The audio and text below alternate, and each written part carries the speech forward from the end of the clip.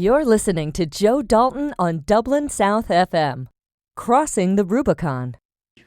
Welcome to Dublin South FM, the Joe Dalton Show. We eventually got the show's name right after 4.5 years, and the last 6 months has been driving me insane about where I wanted to go with it. But it is a journey that we live on. So, Nikki, tell people who you are.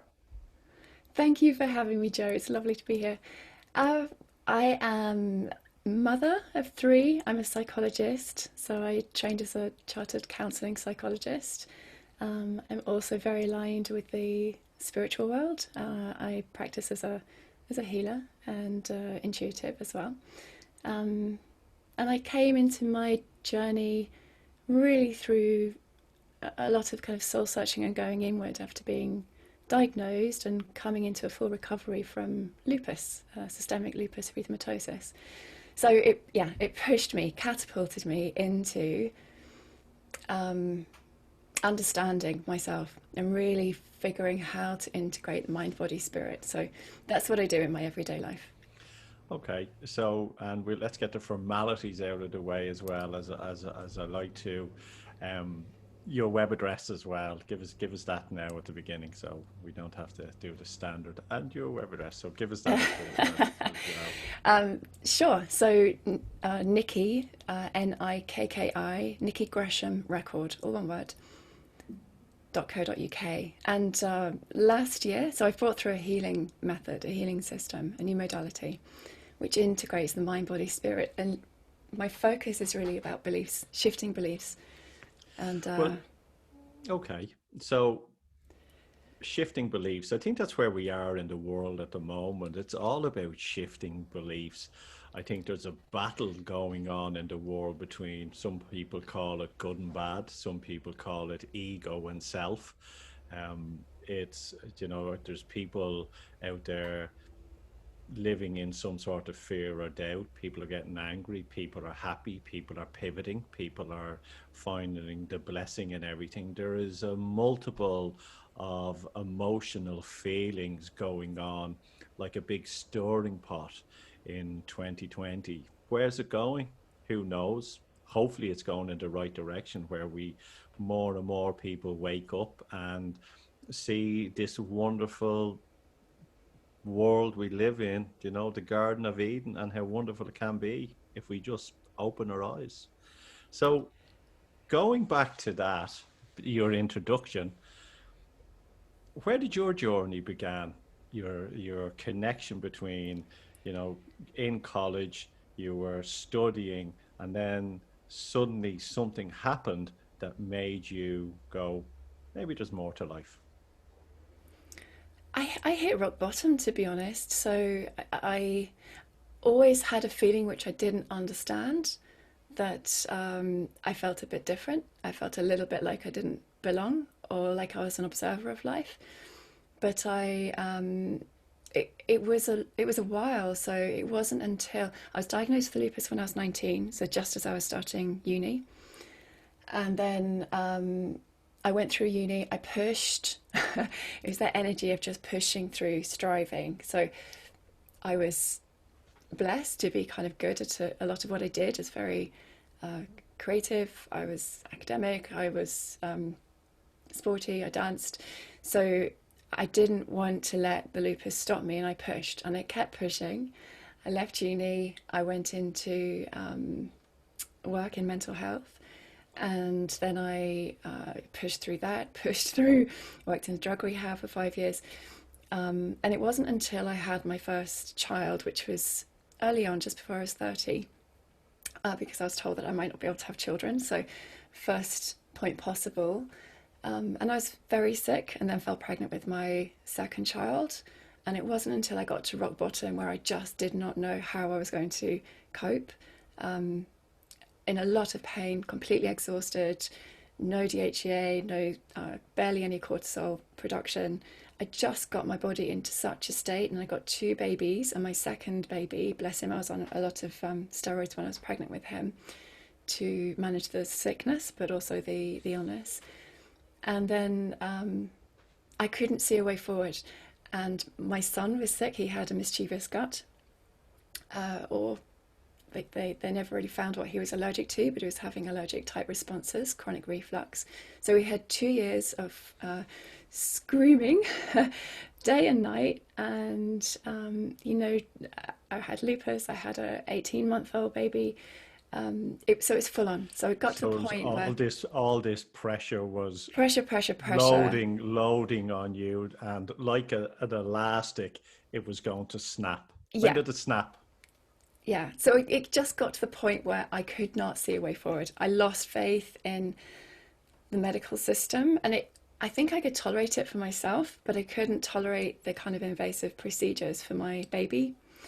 And that was the point at which I just called a stop. I called a stop to everything, and I just realized in that what it was like an epiphany moment that I had to take responsibility for my life and my health condition and my son's health condition. And I just pressed pause and I called out, if there is anything there, help me, show me, tell me. And I started getting directed step by step into natural medicine, into healing. That was a word that was quite alien to me. I've always been very empathic, which I wasn't necessarily aware of at the time. But I just started to open up and I started to apply these principles and I started to heal. And we healed my son within 2 weeks. I saw a naturopath. Within 2 weeks, the screaming stopped. So it was a wake up call. So, yeah, and when you have those kinds of wake up calls and you see that there's another way that you're not necessarily looking at, or you've been told that it's quack, or, It's interesting you say that, because the words that are coming to my mind when you think about the natural way is, a lot of people will say quack, rubbish. Um, a lot of people will say, well, if it worked, why hasn't the pharmaceutical taken these on? They take the best and then discard the rest. Um, I know from my own experience and from speaking to people who follow that route, so many amazing people have been cured just by changing their diet or making simple changes to their lifestyle. And I know that even some doctors out there are now recommending a different choice. Not all doctors, because we're still caught in that frame, but I think that's changing. That are saying, go see a nutritionist or go look at someone like this. They're more and more opening their mind. So you were in college. You were studying to be a psychologist. You were having these concerns or health issues with yourself and with your kids. With psychology, did that obviously gave you or taught you to open up your mind more than before, and without that you probably wouldn't have been on the path that you're on as well. Would that be correct? Um, A bit partially, Joe. long-winded window, but Yeah, question. But partially. I mean, looking back now and how connected I am to my soul and my journey and my life path and my purpose, everything was perfect. Everything got me to where I am now, so that I had those experiences. Even, becoming a psychologist for me was one of the most natural things. It was my path. I've always been interested in people. I've always observed people behaviors. I've always been an advocate for people. I've always wanted to empower, support. I've always listened. I've always tried to kind of find that compassion or understanding for people. So it's a very kind of natural fitting for me in that respect. Psychology did kind of guide me in terms of being able to be with and look at resolving the emotional conflicts and the emotional issues. But I have to say, alongside the psychology, I've also opened to, I'm very interested in consciousness and very interested in energy psychology. And the more, working in the drug rehab, I'd have people ask me if I was a healer, or because there's always something else going on. And I think we bring ourselves into this work. There's something else, and it's through that. yeah, no, and sorry for cutting across you there, but it's like with psychology that when we all know that it's about opening up and finding to the root of the problem. Um, what I'm learning from life is that everything that is a concern or a doubt or a fear or an imposter syndrome all revolves back to our childhood. Something that had happened in our childhood, as the saying goes, give me a child till they're seven, I'll show you the person. But something happened that triggers that we are now. And the best way that if I'm fearful of the dark or I don't like this or I'm self-conscious about something, if we really drive back to our childhood, we'll find that when it happened, who we were with, and and where we were. It's looking at it quite simply. This is the issue: a trauma, or maybe just someone said something in the subconscious mind. But it's also, I think the biggest difficulty is getting back to there because we have closed off all the crap that has happened to us over the years, and Yeah. we just want to be the false I am wonderful. And I think the spiritual journey itself is opening up and looking at your rawness to say, it's okay, I'm okay. And if you don't like it, I'm okay with that as well. Yeah, absolutely beautifully put. We have so much resistance to going into those wounds sometimes because when we were children, we were more vulnerable. We didn't have the answers. We didn't perhaps understand through empathy and through compassion why our parents might be behaving the way in which they were, or a school teacher or a friend. We're all, it's like we're all in this washing machine together learning about the human experience, and those Yeah, programs yeah. absolutely come in the earlier years. We're in a different brainwave state. We literally, this is science But now. this is how mad we are influenced. I remember in secondary school we had home economics in, probably it was first year, and we were cutting peppers for right, and the teacher said, watch the seeds in the peppers, they're poisonous, right? For years when I had peppers, I was cutting these out, making sure that I didn't get any in my food because this was for in my 20s because I believed they were poisonous. And then I kind of went, they're not poisonous, and still to this day, when I cut up a pepper, I remember that teacher telling how wrong they were, telling me that it was poisonous. Mad stuff. Yeah. So that's how we are easily, the smallest thing can influence us. Yeah, yeah, absolutely. Things imprint. And then, Joe, we act, 95% of the time we act through this subconscious programming. So it's like, we learn to tie our shoelaces and we focus and we repeat behaviors, and then it's programmed, and then we don't need to think about it anymore. Same as driving. So we have so many beliefs through the kind of systems that we're seeing, I believe, collapsing at the moment, but through these kind of what I would describe as old paradigm systems. There's been a lot of indoctrination, a lot of beliefs, and a lot of programming that put us into victimhood, put us into handing over our power to institutions and so on. But here you go. You said programming, and yes, there is a lot that's happened in our lives that we have been programmed. I said well before lockdown, before I even felt that we were being programmed. We are being influenced by our parents. They have been influenced by their parents, and so on and so on. And that's where they say, "Oh, you're like your mother, or you're like your father," because it's either in our mind or it's in, our cellular memory that creates these. But the Yeah, more that I go through life, and the more that I look at everything, I'm kind of going, we're influenced by a lot of things.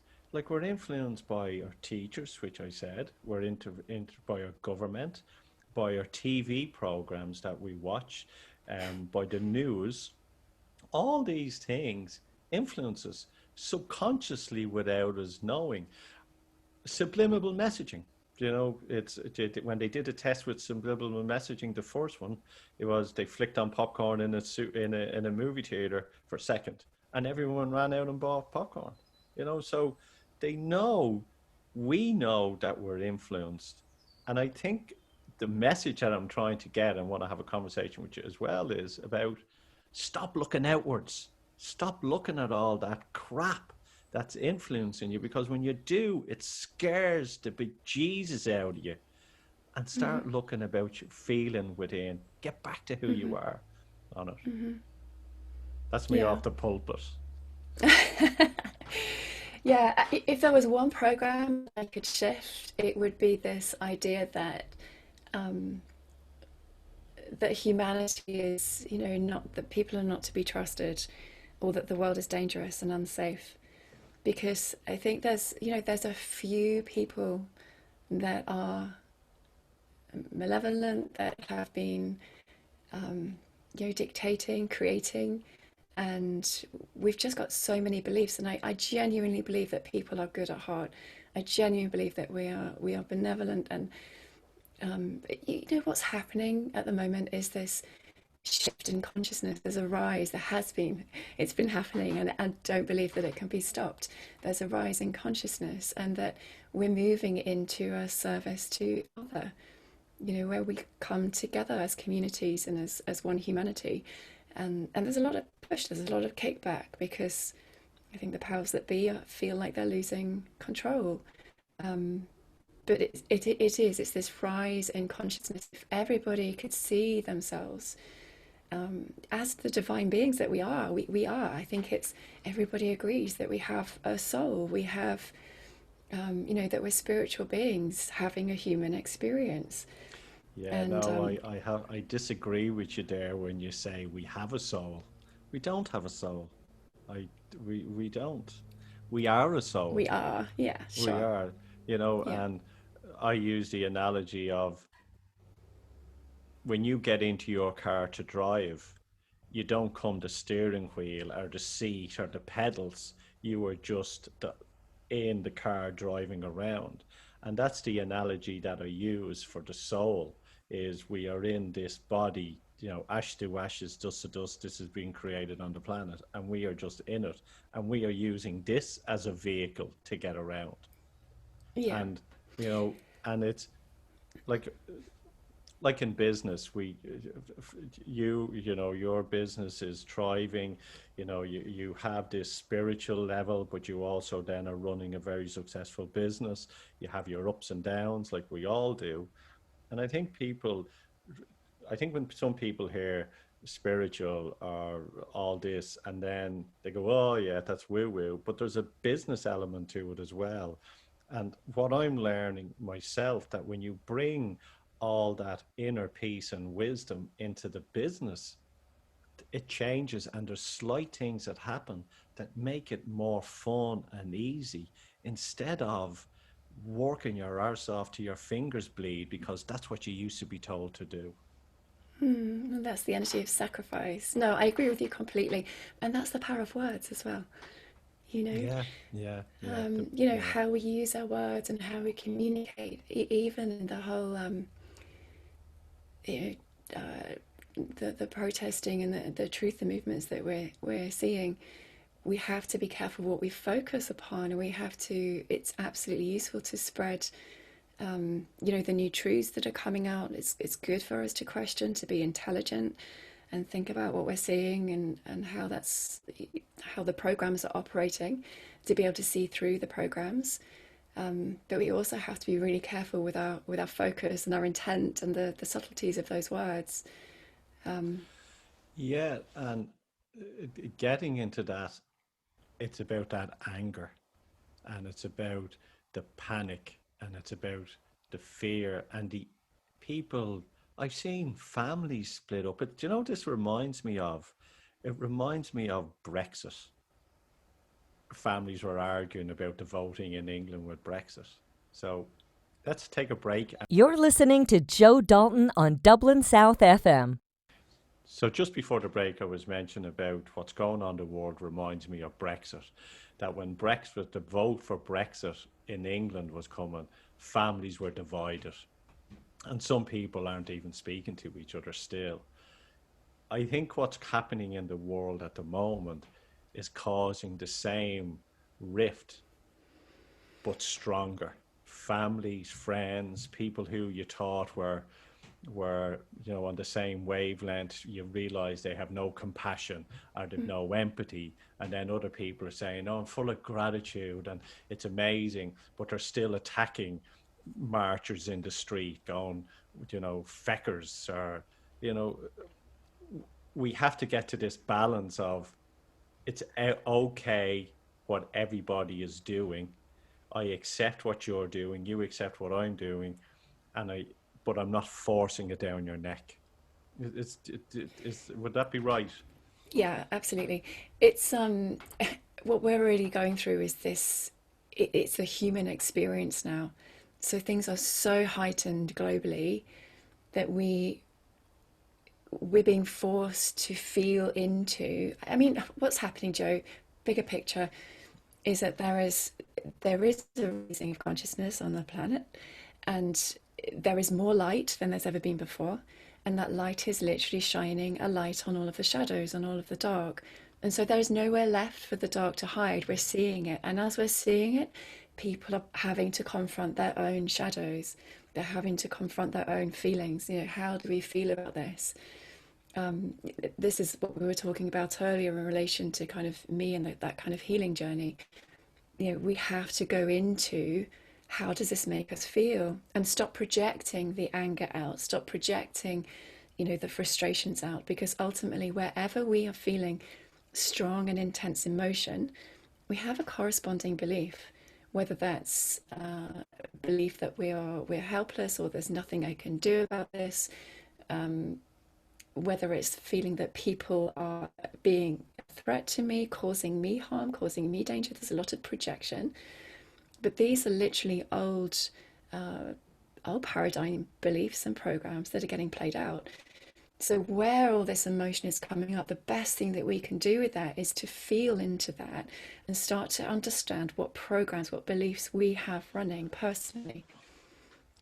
Yeah, but how do you feel into that? Say, someone's listening today and they're going, yeah, okay, I get that, and I know I shouldn't be feeling into it, and I'm walking into it like I'm walking into a wall, and I'm not learning. I'm still doing this loop. How? Yeah.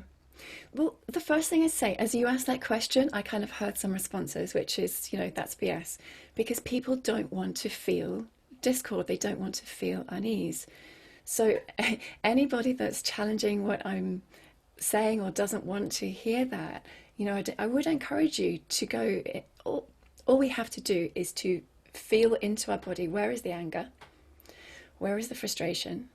Breathe into it. It's just energy. It's an energetic reaction, and it's triggered by energy in the outside world. So everything is a reflection. We're all playing parts in this big game of life, and people are triggers for each other. And sometimes these triggers are our greatest gifts. So for the people who are sitting at home, wishing ill, we're hearing it now, wishing ill upon the president, which of the United States, wishing ill upon the people and blaming the people for the spread of the coronavirus. There is data, there is evidence and research that shows that the latest one I saw, that this is not an airborne disease. The CDC have come and apologized. But that's not reported in the mainstream media. But no, like even masks, we know that, they're saying masks. I know nurses that are telling me all we're doing with masks is breathing in back our own germs. Do they work? There's all this, but no one is listening. People are just, here it is. Are people happy in their own misery and use that as a place to feel hard done by as they walk through life? And is that caused by the subconscious mind that they have, the message that they have been fed over the years? I don't think so, Joe. I don't think people are happy in their misery. I think people experience misery, but they have beliefs that say that this is the way in which the world is, because that's been the programming, that's been the conditioning. We've been taught to be dependent upon the state. Even if you think about children, and how they're rewarded for good behavior. Good behavior means compliance, and they're punished or they have things taken away for bad behavior. People that challenge, the doctors that are challenging what's being saying now, they're criticized, they're condemned. This is a culture of criticism, that if we do not comply with the systems, and there is so much now that suggests that we have to start questioning some of these systems. Um, But that's look, but that's we're starting to look at the social, the economical, we're starting to look at the medical. There's so many avenues being opened up yeah, because of what has happened in yeah, 2020. These are, and all it is doing is getting people to talk, people to ask questions. People that would never ask questions before are now yeah, going, why? And a lot of people may disagree this, but every time a government does or makes something up, which a lot of them are, or they are putting people in lockdown, they've just woken up another 10,000 people to ask why. So this journey that we're going on yeah. is it.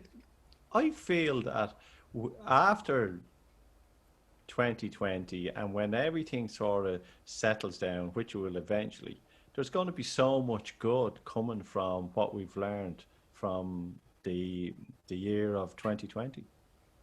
I absolutely agree. I do believe that we will get through this, because we can only be pushed and squeezed so far. And that there is resistance, just going back to what I was saying earlier, there's resistance about feeling the emotions and understanding our own shadows and looking at our own programs. Um, but once we've done that, and once we've brought love or compassion into them, because that's the next step, we have to bring love and compassion for this anger that I'm feeling, or for the belief that says that what's the point in me diving into all of this stuff when there's nothing I can do about it? There are many people that would rather not believe that the government, I've lost my words, but don't have the best interests in heart. So there are many people, people that I've spoken to personally, that family members that are reluctant because they feel, well, there's nothing I can do about it, so that's only going to make me more miserable. And just waiting for other people to uh, hold the torch, or shine light, or waiting for things to get better. And I think people, to a large extent, people do have that faith that we will move through this, that things will get better, that it's a temporary period of intense unrest. But yeah, but there's also the human, excuse me, the the human psyche where we all are great. Excuse me. We are all great getting out of the gate, rah, running, running, and then you keep on going, and then some people, I'm tired running, and the government does something else, or someone, and everyone goes, yeah, and then something else happens to go, and then everyone just gets involved and just complies, because it's like in business when you're the successful business and the people that make the business that are the ones that just keep on pushing through, even when all the rubbish and all the uncertainty happens. They still have the spot on that target and going, this is going to be a success. That's why we separate entrepreneurs from people who are employees. And the reason being is because it takes a lot of gut to be an entrepreneur. So I'm using that analogy of, we might get a lot of people roaring and shouting, but if there's keeps on going, people will just comply and go, forget it. People give up after a while, forget it. It's only the strong-willed and the true believers will be the ones that will push through this. They really, I believe, they are the people that have done the soul searching, that can't go against what they believe to be true, that would just stand in their truth. Once you've tapped into your truth, your personal individual truth, you can't be shoehorned into someone else's. So, and there are many people that are coming into the truth. This is the inward journey. There are many people that are going through individual processes right now, that are going through that kind of, what they might describe as a breakdown, which is really and ultimately the breakthrough, because we have to allow these old energies to deconstruct. And it's sometimes only through the deconstruction that we search for the light, we search for something that feels better. And it's that journey toward things that feel better, things that feel wholesome, things that feel real, things that feel true. That we, and then we start to find others, Joe. We start to connect and build community. And I think that's what we're seeing. We're seeing gatherings, we're seeing groupings of people that have found their truth and, Yeah, won't be silenced. We're seeing it you, globally. you said it earlier, it's energy, Yeah, and everything is energy. Emotion is energy. And yeah. is it as simple of us switching off that fear? Like we don't have the TV on in the house. We don't, the only thing that comes through our TV is Netflix, or we watch box sets. We're not caught into that. We don't have the radio playing. If we're in the car, we're listening to songs with the kids. Our kids don't talk about COVID all day or know about COVID over the last 6 7 months, because we felt that it was unnecessary to be dropping that fear into them. So they're living their normal lives. What I'm getting at is that there is our projection of life, and that is raising our vibration, which is energy, to joy and happiness. So I'm not living in the fear. Sometimes when I switch something on, I jump in the car and I turn on the radio for a second, or jump on social media where everyone's sniping, I get that bite of fear. Oh, and it bites me, and I go, oh, Jesus Christ, that was sore, and I switch it off again. Am I living in a bubble? Or am I just accepting what's going on and having blinkers? Or is what I'm doing helping more people to awaken through the ripple effect? If you've tapped into your truth, if you've looked and you've come into your truth, then you're going to be resonating at a higher frequency than if you were focusing on all of the fear and listening to the negative programming. Negative programmers, that's what they do. Negative words carry a frequency. They affect our frequency as energetic beings, which is absolutely what we are. So yeah, if you're focusing on the negative, of course you're going to feel more affected by that. However, if you're not looking, if you have got the blinkers on, then it's very hard to what I would describe as move through that process, because right now there is a lot of collapse, there's a lot of disharmony, there's a lot of disease. And as we allow ourselves to look and bring light into that, then we actively shift the energy on the planet. So energy doesn't just disappear, but it can change, it can shift. It never disappears. No. But what we can do is take fear and breathe into it and be with it and bring love into it and bring reassurance and bring compassion, bring forgiveness, and that energy starts to move. So I do believe, Joe, that there is no wrong, there is no right, that we've all got different roles that we're playing right now. And so it's very important that people feel into what's their truth. That's them coming into being sovereign beings, doing what's right by them in their own circumstances. Yeah, because it's what you're saying as well. I would agree that it's, looking at all these things. And I think there's a fine line, and we have to learn this, is between judgment and analyzing. Judgment is wrong, analyzing is right. And you can analyze everything all day. And I think that's and like sometimes when I'm just out, I say hello to strangers in the street and I'm walking around happy, and but sometimes I think that we need to just, if we can all the time, just be nice to each other. Be kind. Absolutely. Be Yes, kind. yes. The world will change. Yeah. Yes, 100%. That loving kindness, compassion, because everyone is acting out 95% of the time through their programs. So, if they're listening, if people are listening to the worst case scenarios, which haven't played out, everything that's been projected as worst case scenario hasn't played out, then they're going to be carrying and behaving in ways in which reflect that energy.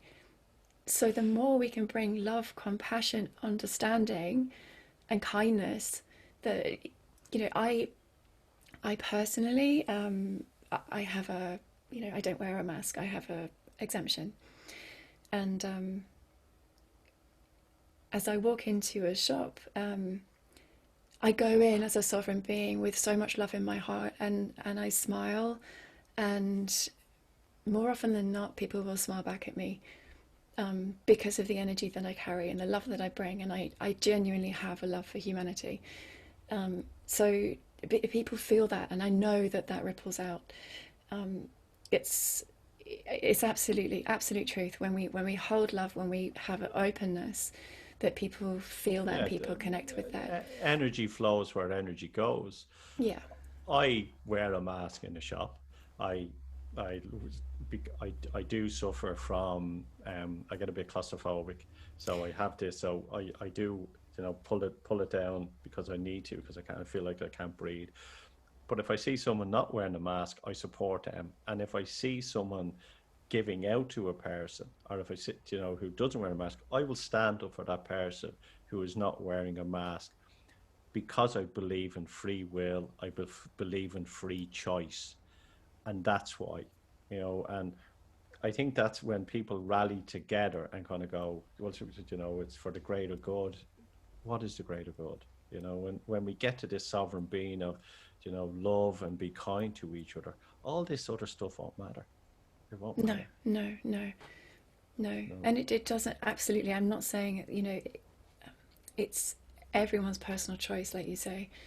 We have, well, we have a degree of free will at the moment. That's what's being challenged. I think that's what's pushing us, because we are born as sovereign beings. That's what people are resisting. But I do believe that this is the program. If we continue this discussion on programs, I think that's the program that we're shifting at the moment, is this sense of disempowerment, and we're coming into personal empowerment. We're shifting the disempowerment, and so of course we feel the squeeze of the disempowerment of being controlled, and it's almost as if we're moving out of becoming a slave race. Yeah, it's like someone said to me this morning, corporate world's from some corpse, and I kind of went, there's all this stuff coming up, and 2021 will be the year of disclosure. I think, looking back at all the data and looking back at all the stuff, and there's so much stuff wrong in the world that we don't look at. I've done some shows on pedophilia, and when I mention it to people, they go, "Oh, I don't want to talk about that," because we've been programmed not to look at it straight in the eye and go, "That's wrong," because it's too uncomfortable for me to look at or talk about, because I know it's wrong. So I'll just blank it out of my mind. Starvation, abuse, equality, all these things that the world, the darkness and the grey and the negative in the world. Yeah. But there's also the wonderful part is the goodness. And I'm just wandering off here, but it's something that I was thinking about, was wars. We have led to believe that those people over there are bad and they want to kill us, right? And we have led to believe that those people are bad, and all they do is at home is think of how they want to kill us. But those people over there think we want to kill them as well. Because if you look into every household over there, their husbands, wives, their children, their families, they want the same things as us. And they don't want to fight, and they don't want war. They just want to be happy and live in their own society. But we think they're rattler sabering at us, and they think we're doing the same. But if we met together and said, "Do you want to kill me?" "No, I don't want to kill you. You want to kill me." These are the things that I think is going to resolve in the long run. I think it's all going to be really good. I'm rambling again, but I do that, and if you don't like it, Well, I not think you. what you're saying is the people are uniting, and absolutely this is what we're seeing globally. There's a global movement towards freedom, as a global movement towards, I think first when COVID came in, we recognized that we were a global community and we perhaps united through fear, and now we're uniting through liberation. Yeah, So, I've been given out to when I call it the COVID con.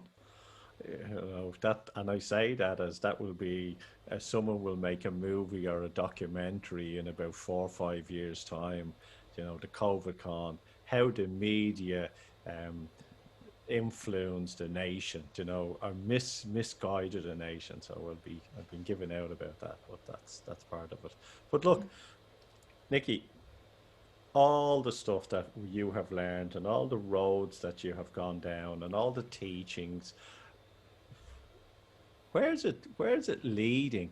Where's it leading you as a person? Where's it, I know that if you're like me and you speak to in-laws, you can kind of bite your tongue and go, I'm just keeping it here because I don't want to get into conflict. Where's it all leading for everybody, for you and everybody? I struggle to bite my tongue, Joe. Um, it's leading into truth. It's leading into personal responsibility. It's leading into us being co-creating, co-creating with the divine, co-creating bringing in the kind of world that we want to see, being the change in the world. So for me, I've never been on such a mission. I feel like I'm working around the clock. It's just stepped me into Inspired action. how can we shift? Yeah, inspired action. How can we shift this? How can we bring people into supporting each other, loving each other, community, connecting the natural world, recognizing ourselves as part of Gaia, part of nature, part of Mother Earth, um, coming back to just coming back to the natural laws of the universe. This is very important for me, and opening up spiritually, opening up beyond some of the religious doctrines that have led through fear. So it's about shifting the fear. It's about love. It's about moving us more into this higher consciousness of love and being that and embodying that and holding space for that compassion, understanding. And it comes from having individual experiences and your own connection to yourself as a divine being, to whether we call it God, creator, source, universe, cosmos. I think it's just expansion. A great exercise for people is to get a sheet of paper and draw a line down the middle. And on the left-hand side, write down words of what you think is negative. So we talk about fear, doubt, anxiety, and make those lists of words. And there's only a couple of words that you can come up with, right? Not a lot, just a couple. We've apathy and all, right? But if you then quickly, and on the right side, write down all the words that you should be: kindness, love, compassion, joy, laughter, freedom. And though I'm sure the wording on the positive side would weigh out all the negative words on, so say, example, you can get 6 words in the negative, you could probably get 20 words in the positive. Okay, why are we allowing these 6 negative words to live our lives? And if someone does this on a sheet of paper and then folds over that sheet of paper and then sees all the positive words and sticks that on their corkboard or their board and go, that's what I'm gonna look at today and every day and try my damnedest to be those words. Yeah. It's not the people's fault. It's not our fault. It's just the way in which culture has nurtured us and pointed us in that direction. But when you come into that personal responsibility and you come into realizing that you have free will and choice in terms of how you manage your own emotions, your own thoughts, and so on, the healing system that I've created, and there are others, reprogram the subconscious mind for all of these positive affirmations. So, there are tools, there are techniques, there are things that we can do to shift that consciousness and shift that focus. But absolutely. Going into your healing system, the book that you have, and it's a guide, step by step process. You know, it's not a book. It's it's a encyclopedia. It's a workbook. It's everything. It's not just like a novel. There's so much tools and techniques in this book. Are you doing it to help people heal their body? Are you doing it to help people, to help them with their energy, help them with their mindset, or is it just a big collective of going, if you try this, it might work for you, and it's better to try this than living in a shit life? Yeah, you cannot separate out the mind and the body. So when we think a certain thing, when we focus on certain thoughts, words, statements, the self-talk, the negative self-talk, the limiting self-talk that says I can't, or I'm not good enough, or I'm not lovable, or I'm not supported, or all of that stuff, it has a resonance in the body. So when you start to shift that, yes, it affects the body. When you start to think loving thoughts about yourself, recognize yourself as being worthy of unconditional love, then the body feels that, and the body knows that. And what it does more than anything, it connects us with the body. So you start talking to the body, you start feeling into the body, allowing yourself to be in the body, listening to your intuition. So the process can work very generically for whatever it is that you're focusing on, to give you an energetic shift. And each time it just raises your vibration a little bit. So if you were to focus on this issue around anger, you can muscle test. So the system teaches you how to muscle test, to work with your body.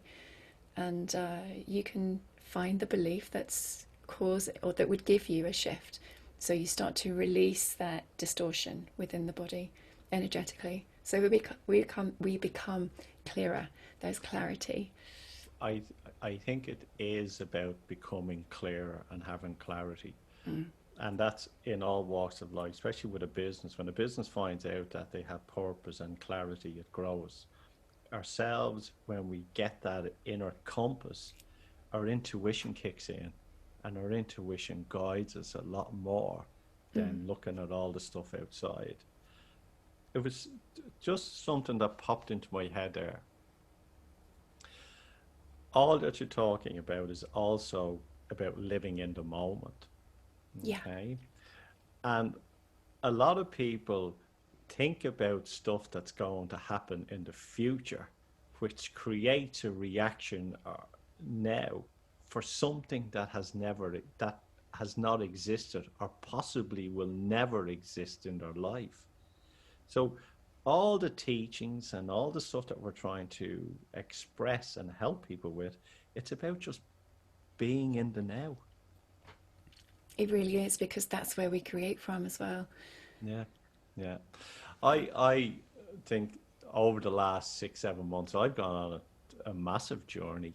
And one of the things that I'm learning from it, and I've said this in the previous show as well, I have learned to detach myself from the outcome. I move every day through the tasks that I need to do and the emotions and the inspired actions. Yeah. But I'm not looking at the outcome. Now, I'm not sitting on my ass going, oh, I wonder what's going to happen there. I'm using the now moment to drive forward, knowing that it's going to be bringing me in the right direction. And I think that that's the teachings and the modeling, that if we can get that right with everybody, don't worry if that person's going to stand you up, or you're going to lose that deal, or don't worry about that, because it hasn't happened yet. Just work in the now, that step by step now. And when you get to there, the opportunities will arise. Yeah, these are really important teachings, Joe. And in what you're saying, I'm hearing that recognition of ourselves as creator beings, as powerful creator beings. And when we line ourselves up energetically, so this system does this also, it works with manifestation, because it clears any resistance. That's how it came to be published. I've never written in my life, but I had the message that I needed to bring this through. And I got to publish a first attempt within about, it was about 2 weeks. I wrote the proposal and saw that there was something at the London Book Fair happening. So I got myself there listening to that call. So it's about saying yes, not getting in our way. But in order to do that, we need to clear the resistance. And I think that's where people struggle, where there's a bit of resistance. People can come up against the wall. But if we can move through that resistance, line ourselves up, then we become these beautiful creative beings, especially when these are service to other issues. When we're doing things that serve the whole and we're in the now, we're extremely powerful. The Maharaji experiment, people sitting together in peace, in unity, with good focused intention, had huge and has huge impacts on nations. So Lynn Taggart and her intention experiments, we're powerful. The collective consciousness, we know about the tests where monks have gone into cities and meditated and everything the crime rate has dropped. So there is tests there. What do you feel, in your own opinion, that corporate world is lacking or needs to redevelop? And the reason I mention this, because that I created the Conscious Business Academy, and this is to bring a new perspective into businesses. What do you think that companies need? Well, I don't know how well this is going to go down, Joe, and I'd be interested on your thoughts. The first thing that comes to mind is moving beyond competition into collaboration, and that sense of moving beyond service to self into service to others. Because when we're aligned with cooperation, collaboration, service to others, we're in abundance.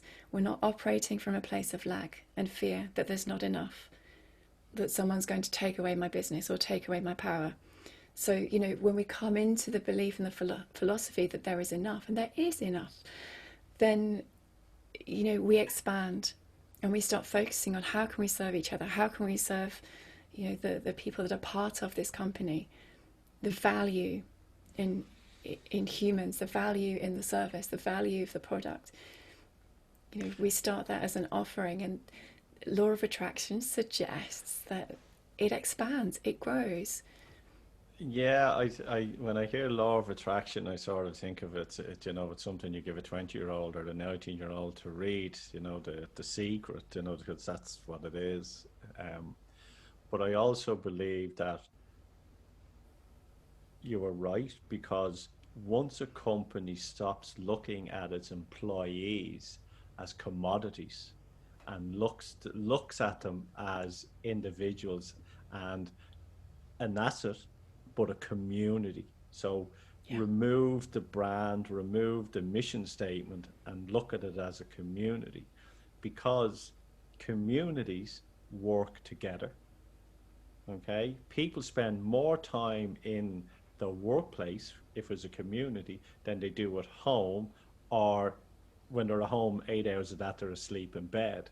So building that as a community and going, what is in it for not me, but in it for everybody, and all decisions are made for everyone within the organization and all the partners and shareholders right across. So it can thrive, it can be successful, it can thrive.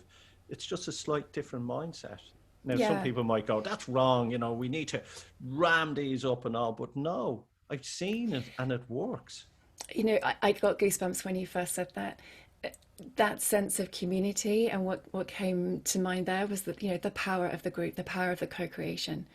When you have a group of individuals focusing on the same thing, it becomes amplified. So how can you celebrate everybody's differences? How can you support each other to thrive, and how can you co-create? And that's that's a beautiful thing. Stop bitching around the water cooler about someone in the office. That's start there. That's where it is. That's where it is on it. Nikki, we're coming to the end of the show.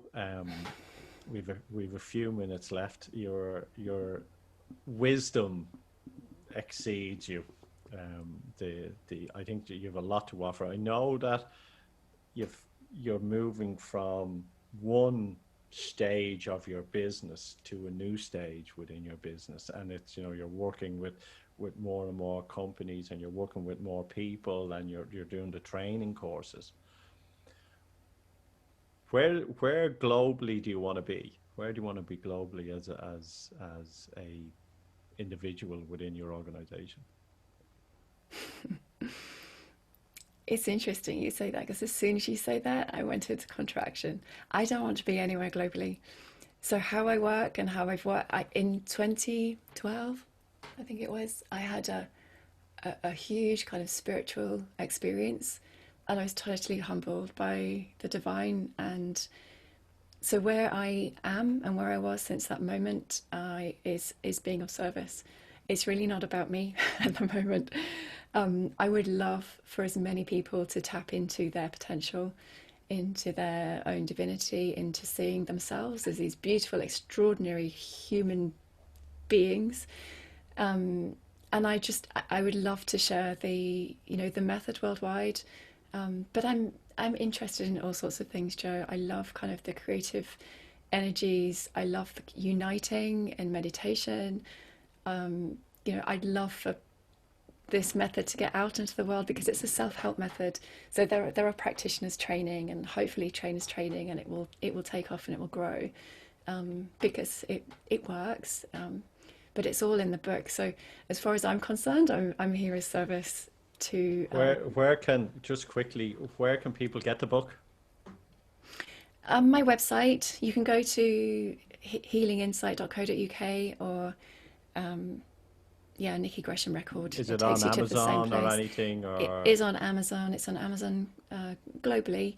So it was released first in the United States. Just call the name out of the title again. It's Working with Chakras for Belief Change. And there's an online version. So if you struggle to kind of learn it through the book, there's an online pre-recorded version. And I'm doing courses online now. So the joy of lockdown has meant that I'm sharing online. So we have people from Australia and America joined the training program. Here's the thing, online never closed down. No. Online never closed. They can't stop us. No, they can't. Love will find itself. Will find indeed. Yeah. Nikki, thanks for coming on the show. Absolute pleasure. Thanks for having me, Joe. Thank you.